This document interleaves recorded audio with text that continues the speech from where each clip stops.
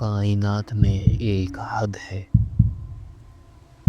ایک ایسی حد جس کے بعد وقت بدلنے لگتا ہے۔ سائنس اسے روشنی کی رفتار کہتی ہے، لیکن سوال یہ نہیں، سوال یہ ہے کیا یہ حد انسان نے دریافت کی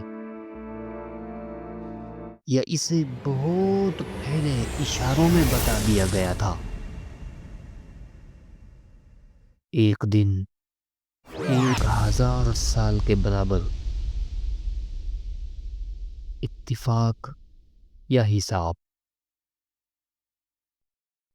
بسم اللہ الرحمن الرحیم۔ السلام علیکم ورحمۃ اللہ وبرکاتہ۔ آج سائنس ہمیں بتاتی ہے کہ روشنی کی رفتار 2,99,792 کلومیٹر فی سیکنڈ ہے۔ یہ وہ حد ہے جسے آج تک کوئی چیز پار نہیں کر سکی۔ یہ حساب، سیکنڈ، منٹ، سال، فاصلے سب جدید انسانی ایجادیں ہیں، مگر سوال یہ ہے کہ 1400 سال پہلے قرآن نے وقت اور فاصلے کو کس طرح بیان کیا؟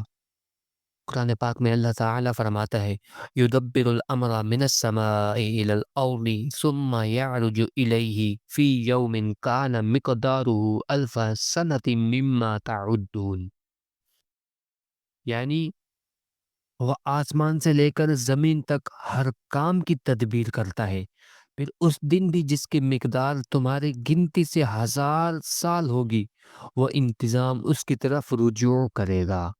تو یہ ایک عام بات نہیں، سائنس کہتی ہے روشنی خلا میں سیدھی لائن میں سفر کرتی ہے، اور وہی واحد چیز ہے جسے وقت اور فاصلے سے جوڑا جاتا ہے۔ اب ذرا غور کریں، اگر ایک دن 1000 سال اور وہ حکم آسمان سے زمین تک جاتا اور واپس آتا ہے، تو کچھ مسلم اور غیر مسلم سائنسدانوں نے سوال اٹھایا، کیا یہ وقت اور فاصلے کا وہی تناسب نہیں جو روشنی کی رفتار سے بنتا ہے؟ یہاں قرآن رفتار کا دعویٰ نہیں کرتا، بلکہ ایک تناسب، ریشیو پیش کرتا ہے۔ قرآن نے ایک ایسا تصور پیش کیا جو جدید فزکس کے تصور سے ٹکراتا نہیں، بلکہ حیران کن طور پر میل کھاتا ہے۔ یہ ایک حقیقت ہے، یہ آیت سائنس کی کتاب نہیں، مگر یہ انسان کو سوچنے پر مجبور ضرور کرتی ہے۔ کیا یہ محض اتفاق ہے کہ وقت، فاصلے اور حرکت کا ایسا بیان ایک ایسے دور میں آیا جب انسان سورج گرہن کو جادو سمجھتا تھا، یا پھر اس علم کی ایک جھلک ہے جو انسان سے بہت آگے ہے؟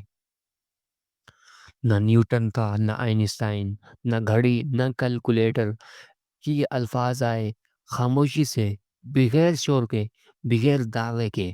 قرآن کہتا ہے کیا وہ غور نہیں کرتے؟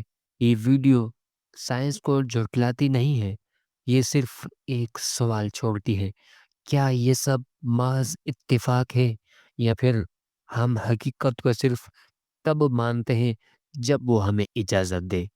تو کمنٹ میں آپ کی رائے کا انتظار رہے گا۔